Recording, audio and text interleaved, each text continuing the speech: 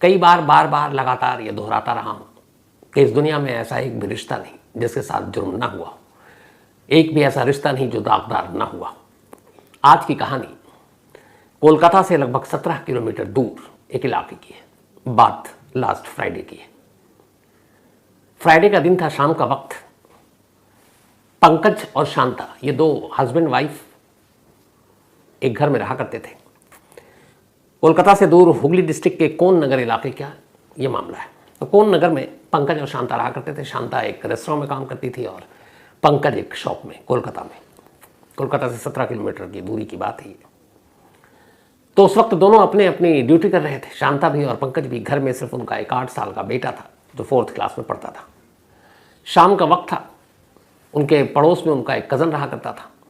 हमेशा वो ट्यूशन पढ़ने के लिए जाता था। वो थोड़ा सीनियर था और जब ट्यूशन पढ़ के आता तो फिर अपने उस कज़न, उस बच्चे जिसका नाम स्नेहांशु है, उसके साथ थोड़ा खेलने चला जाता था। तो फ्राइडे की शाम भी वो घर आया और स्नेहांशु के साथ खेलने के लिए उसके घर में दाखिल हुआ। उसे पता है कि उसके मम्मी पापा दोनों 6 बजे से पहले लौटते नहीं हैं। लेकिन जैसे ही वो घर के अंदर दाखिल हुआ उसकी चीखें निकल गई। वो बदआवाज़ घर से बाहर भागा और ज़ोर ज़ोर से रोने लगा, चिल्लाने लगा। आस पड़ोस के लोगों ने देखा, वो घर के अंदर दाखिल हुए, हर एक की चीखें निकल गई। घर के अंदर 8 साल के स्नेहांशु की लाश पड़ी थी। चारों तरफ खून फैला हुआ था। देख कर लगता था कि जिसने भी मारा है बहुत बुरी तरह से मारा है। फौरन मामला पुलिस तक पहुंचा। पुलिस की एक टीम आई। माँ बाप को घर कॉल किया गया। माँ बाप भी घर पहुंचे। अब उस बच्चे के जिस्म पर अलग अलग चोट के निशान, चाकू के निशान। एक गणेश जी की मूर्ति रखी थी, उस मूर्ति के ऊपर खून के निशान। मूर्ति वहीं पड़ी हुई थी, इसका मतलब उससे भी उठाकर मारा गया। कमरे में एक टेबल था, टेबल का कोना भी खून से सना हुआ था, इसका मतलब उसके सर को उस टेबल से भी मारा गया। किचन में इस्तेमाल होने वाला एक चाकू मौके पर पड़ा हुआ था, उस चाकू में भी खून, उससे भी मारा गया था। तो मतलब सर पे अलग अलग चीज़ों से वार, फिर चाकू से वार, जो भी था वो यकीन कर लेना चाहता था कि ये बच्चा मर जाए। गौर से देखा गया तो उसकी दोनों हाथों की नसें भी कटी हुई थी, चाकू से काटा गया था ताकि इतना खून बह जाए कि बचने की कोई गुंजाइश न बचे। खैर पुलिस आती है। माँ बाप का रो रो कर बुरा हाल, पूरा इलाका सन्ने। एक ही बेटा उनका, शादी 10 साल पहले हुई थी। 2 साल के बाद शादी के स्नेहांशु पैदा हुआ था और अब 8 साल की उसकी उम्र हो चुकी थी। अब पुलिस मामले की तफ्तीश करती है लेकिन कोई सुराग नहीं मिलता। आस पड़ोस के लोगों से पूछताछ करती है, हस्बैंड वाइफ के रूटीन को चेक करती है, कोई सुराग नहीं मिलता। इधर बच्चे का इस तरीके से घर के अंदर कत्ल, आस पड़ोस के लोग सख्त नाराज। पुलिस के खिलाफ भी वो लोग नारेबाजी भी कर रहे हैं कि कातिल को ढूंढो। और माँ बाप का रो रो कर बुरा हाल, क्योंकि उनका इकलौता बेटा और उसको इस तरीके से घर में घुसकर मारा गया। अब पुलिस की एक जो कमिश्नर थे उन्होंने एक सीनियर टीम बनाई, फॉरेंसिक टीम पहुंची, मौके पर डॉग स्क्वाड पहुंचा, पर कोई फायदा नहीं। पुलिस तफ्तीश करती रही। इसी तफ्तीश के दौरान अब पुलिस ने फिर लगा कि कुछ मामला गड़बड़ है, क्योंकि परिवार की किसी से दुश्मनी नहीं। 8 साल का बच्चा है, 4th क्लास में पढ़ता है, कौन मार सकता है। फिर ये हुआ कि शायद स्कूल में कुछ झगड़ा हुआ। माँ बाप से पूछताछ की गई तो माँ बाप ने बताया कि पिछले हफ्ते स्कूल में एक सीनियर लड़के से झगड़ा हुआ था और उन दोनों के बीच झगड़ा हुआ है। इसके ऊपर स्नेहांशु के माँ बाप ने उस बच्चे के माँ बाप से कंप्लेंट भी किया। अब उस बच्चे और उसके पेरेंट्स से भी बातचीत हुई, लेकिन कोई ऐसा सबूत नहीं मिला कि वो बच्चा जो है इस कत्ल में कहीं से भी शामिल हो, क्योंकि जो इंसिडेंट हुआ उस दिन उसका लोकेशन कहीं और है। अब पुलिस ने फिर से ज़ीरोइंग किया उसी घर से। उसने कहा कि तफ्तीश यहीं से करते हैं, क्लू मिलेगा तो यहीं से मिलेगा। अब पुलिस ने बड़ी बारीकी से घर की छानबीन शुरू की। जो सबसे पहली चीज़ देखी पुलिस ने वो ये कि घर के अंदर कोई फोर्सफुल एंट्री नहीं थी। मतलब कोई खिड़की दरवाज़ा तोड़कर कोई अंदर नहीं घुसा, फ्रेंडली एंट्री थी। अब फ्रेंडली एंट्री का मतलब ये होता है, 2 सूरत होती है। एक घर में बच्चा है, दरवाज़ा अंदर से बंद है, तो कोई भी घुस गया तो वो तोड़ के घुसेगा, या खिड़की, जाली, सरिया। लेकिन यहाँ ऐसी कोई चीज़ नहीं थी। दूसरी चीज़ पुलिस ने देखी कि बच्चे की लाश घर के अंदर तो पड़ी है, घर में कोई भी नहीं है, लेकिन घर का हर सामान अपनी जगह फिक्स है। कोई भी चीज़, एक भी चीज़ किसी ने उठाया नहीं है। घर में कैश थे, कुछ गहने थे, वो भी अपनी जगह पड़े हुए हैं। तो अगर मामला लूटपाट का होता तो फिर मौका अच्छा था, कातिल घर पे हाथ साफ करके भी जा सकता था, लेकिन ऐसा भी कुछ नहीं था। तीसरी जो सबसे अनोखी चीज़ थी जिसने पुलिस के कान खड़े किए वो ये कि इस घर में एक पालतू कुत्ता था और वो कुत्ता हमेशा वहीं घर में रहा करता था। उस रोज़ भी था, जब कत्ल हुआ तब भी था। पुलिस ने आस पड़ोस के लोगों से पूछा कि क्या जब ये इंसिडेंट हुआ, इंसिडेंट भी जो ये हुआ वो हुआ करीब 2 से 4 के दरमियान, क्योंकि 4 सवा 4 के बीच में उसका कज़न आ गया था और उसी ने फिर ये सबसे पहले देखा इस लाश को। तो 2 से 4 के बीच जब वो स्कूल से बच्चा आ गया था तो पूछा गया कि क्या किसी ने कुत्ते के भौंकने की आवाज़ सुनी। तमाम लोगों ने कहा नहीं, अच्छा आसपास में घर बिल्कुल सटे हुए हैं, बराबर बराबर में, और कुत्ता भौंकता तो कई बार पड़ोसियों ने बताया भी कि अगर वो अलग तरीके से भौंकता है, लगता है कोई अनजान है, तो वो लोग भी बाहर निकल आते हैं, ये आवाज़ देते हैं कि पंकज या उसकी वाइफ शांता की देखो क्यों भौंक रहा है। लेकिन उन्होंने कहा कि फ्राइडे की दोपहर 2 से 4 के बीच में उन्होंने कुत्ते को भौंकते हुए सुना ही नहीं। तो कुत्ता नहीं भौंका, घर में कोई फोर्सफुल एंट्री नहीं, इसके अलावा घर में लूटपाट नहीं, पर कातिल कौन? कातिल एक छलावा बना हुआ था। अब पुलिस के लिए बड़ी अजीब चीज़ थी। 3, पहली, घर के अंदर फोर्सफुल एंट्री नहीं है, कोई जबरन घुसा नहीं है। दूसरी, घर के अंदर कोई लूटपाट नहीं हुई, सारी चीज़ें कीमती अपनी जगह है। तीसरी, कुत्ता भौंका नहीं। ये तीनों चीज़ें एक ही तरफ इशारा कर रही थी, और वो ये कि कातिल जो भी है इस घर का जानकार है, यानी वो अक्सर इस घर में आया करता होगा, और इसीलिए उसे घर की एंट्री एग्जिट सब मालूम, और इसीलिए ख़ासतौर पर उस कुत्ते ने उसको देखकर भौंका नहीं। अगर अनजान शख्स होता तो कुत्ता ज़रूर भौंकता। अब इन छोटी छोटी चीज़ों को लेकर पुलिस ने तफ्तीश शुरू की। माँ बाप से बातचीत हुई, पूछताछ हुई, कोई सुराग नहीं मिल रहा। इस दौरान में पुलिस वालों ने आस पड़ोस के तमाम लोगों के फ़ोन नंबर लिए, पेरेंट्स के भी नंबर लिए कि शायद इनके मोबाइल के ज़रिए कुछ ऐसे नंबर पता चलें जिससे इनकी किसी से दुश्मनी हो, कोई कातिल हो, तो उनके नंबरों को भी ट्रेस करें। तो पंकज और शांता के भी नंबर लिए गए, पड़ोसियों के भी नंबर लिए गए, लेकिन कोई सुराग नहीं मिल रहा है। फ्राइडे की बात थी, दिन बीतता जा रहा है, लोगों का गुस्सा बढ़ता जा रहा है। 8 साल का एक मासूम कत्ल क्यों, और इतनी बेदर्दी से क्यों, इस क्यों का जवाब हर कोई जानना चाहता है। उधर माँ बाप रो रो कर हलकान परेशान, पुलिस के ऊपर भी प्रेशर। अब पुलिस एक चीज़ पर तो तय थी, और वो ये कि कातिल जो भी है वो इस घर का जानकार है, लेकिन कौन?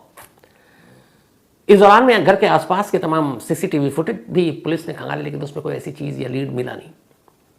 फिर भी पुलिस ने कहा कि घर के आसपास नहीं तो घर के थोड़ी दूरी पर भी कुछ देखो, क्योंकि वो इलाका है जिसमें अगर कोई अनजान शख्स आता जाता है, वो टाइमिंग मैच करे 2 से 4, तो भी कुछ क्लू मिल जाए। तो इन तमाम कोशिशों में लगी हुई थी पुलिस, तभी अचानक इस गांव के एक एक्स प्रधान, पूर्व प्रधान ने एक रोज़ पुलिस को फ़ोन किया।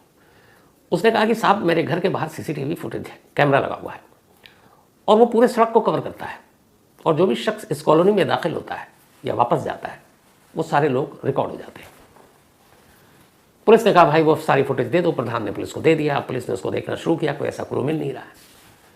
लेकिन वो टाइमिंग वाली बात थी, वो फिर पुलिस को ध्यान आया। उन्होंने कहा आप देखो कि 2 से पहले इस इलाके में कौन आया और 4 के आसपास कौन निकल रहा है।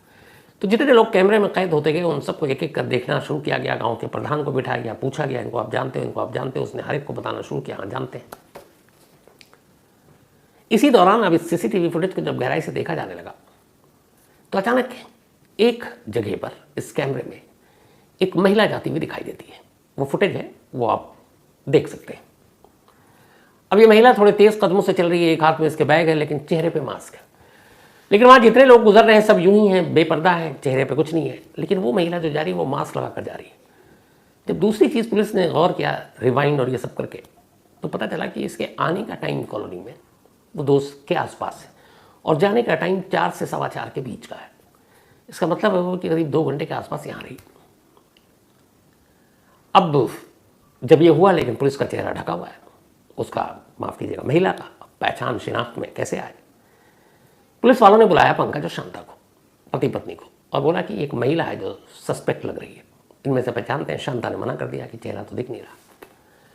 पुलिस ने उसको थोड़ा जूम वूम करके दिखाया। अचानक पंकज पहचान गया उसे। पंकज ने कहा मैं जानता हूँ, ये मेरी वाइफ की सहेली है, इसका नाम इफ़त परवीन है, और ये वहीं उसके घर से करीब 17 किलोमीटर दूर एक इलाके में रहती है। तो अब पुलिस ने कहा कि जब आप इसको पहचानते हैं तो आपकी वाइफ इसको क्यों नहीं पहचान पाई। उसने कहा चेहरे पे मास्क है, हो सकता है कि वो ना पहचान पाई हो। तो वाटगंज एक जगह है जो इस पंकज और शांता के घर से करीब 17 किलोमीटर दूर है। पुलिस ने कहा कंफर्म है। उसने कहा, अब पुलिस ने कहा अगर आपकी सहेली है तो नंबर भी होगा। तो पुलिस ने वो नंबर लिया। जब वो नंबर लिया तो फिर पेरेंट्स का और पड़ोसियों का नंबर पहले से भी लिया हुआ था। अब इफ़त के एक CDR निकाली गई। तो जब इफ़त की CDR निकाली गई तो एक बड़ी अजीब चीज़ पता चली। पता ये चला कि दोपहर करीब 1 बजे से तक उस दिन फ्राइडे को इफ़त का मोबाइल ऑन था, लेकिन 1 के बाद उसका मोबाइल बंद हो जाता है, और इसके बाद फिर वो मोबाइल ऑन होता है रात 8 बजे, मतलब करीब 7 घंटे के लिए मोबाइल स्विच ऑफ। अब इस दौरान में 2 से 4 के दरमियान इफ़त वाटगंज से छोड़कर इस इलाके में जहाँ पे ये दोनों रहा करते थे वहाँ पाई जाती है। तो आमतौर पर आदमी कभी दूर जाता है, 25-27 किलोमीटर ठीक ठाक दूरी है, तो मोबाइल लेकर चलता है, लेकिन वो मोबाइल लेकर नहीं आई और मोबाइल निकलने से घर से पहले स्विच ऑफ और घर पहुँचने के बाद फिर से ऑन। ये बात खटकी। अब पुलिस ने इफ़त के जब मोबाइल को खंगाला तो देखा कि उससे शांता की बड़ी लंबी लंबी बात होती है, यानी पंकज की वाइफ की। अभी तक पुलिस की नज़र में पंकज सस्पेक्ट है। क्यों? क्योंकि उसकी वाइफ की सहेली है इफ़त और उसने पहचान भी लिया। पुलिस को लगा शायद बाद में खुलासा ना हो तो इसलिए। लेकिन जब पंकज के कॉल डिटेल को खंगाला गया तो देखा कि उसका हाल में कभी उसने कॉल किया ही नहीं है, कई महीनों में। पिछला रिकॉर्ड भी निकाला गया, कोई बातचीत नहीं, कोई मैसेज नहीं, कोई ऐसी नहीं। लेकिन जब शांता के कॉल डिटेल निकाले गए तो शांता कई बार कॉल करे, वो भी रात 12-12 बजे तक, 2-2 बजे तक, दोनों घंटों बात करती। अब जब ये पता चला तो पुलिस ने चुपचाप पड़ोसियों से पूछताछ शुरू की तो पता चला कि अक्सर इफ़त यहाँ घर आया करती है शांता के, और ख़ास तौर पर जब बच्चा स्कूल होता है तो ये दोनों घर में अकेले होते हैं और घंटों रहते हैं। फिर ये भी पता चला कि कई बार शांता इफ़त के घर जाती है वाटगंज और वहाँ भी रहते हैं। अब इसके बाद पुलिस ने कहा कि चलो कॉल डिटेल के अलावा ज़रा इनके मैसेज को रिट्रीव कराते हैं। अब उन्होंने व्हाट्सअप मैसेजेस और ये सारे खंगालने शुरू किए। जब खंगालने शुरू किए तो पुलिस भौचक्की रह गई। शांता और इफ़त के ऐसे ऐसे मैसेजेस थे, ऐसी ऐसी तस्वीरें थीं जो एक गर्लफ्रेंड बॉयफ्रेंड के दौरान आमतौर पर होता है। अब ये जब सारी चीज़ें आ गई तो भी ठीक है, चलो 2 महिलाएं आपस में रिश्ता, आजकल तो समलैंगिकता जो है और ये सारी चीज़ें सुप्रीम कोर्ट में भी इसको लेकर बहस और सारी चीज़ें चल रही थी। तो ये रिश्ते और इसको लेकर पूरे विदेशों में, यूरोप में बहुत चर्चाएं हो रही हैं। तो यहाँ पे ठीक है कि चलो शांता और इफ़त के बीच में एक रिश्ता है, लेकिन उस रिश्ते से 8 साल के बच्चे के कत्ल का क्या मामला? क्योंकि शांता का बेटा है वो। अब पुलिस यहीं उलझ गई।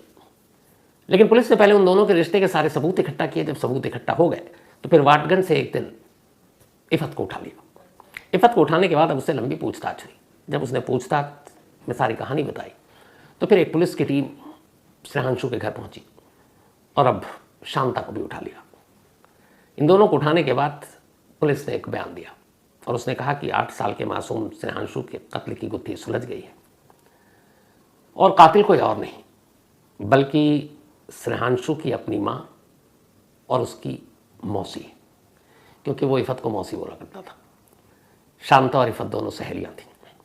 2 सहेलियों के आपसी उन रिश्तों की वजह से एक 8 साल के मासूम बच्चे का कत्ल क्यों हुआ? अब इस सवाल का जवाब देना था और पुलिस ने इस सवाल का जवाब दिया। हुआ यूं कि कुछ दिन पहले, फ्राइडे से 1 या 2 दिन पहले, शांता और इफ़त दोनों घर में थे।